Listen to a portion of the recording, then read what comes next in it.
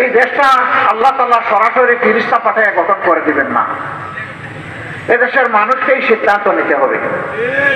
15.5 বছরের জ্বালা যন্ত্রণা, জুলুম, অত্যাচার, নির্যাতন, লুট, খুন, ধর্ষণ সবগুলার আপাত সমাপ্তি ঘটেছে গত বছরের 5 অগাস্ট।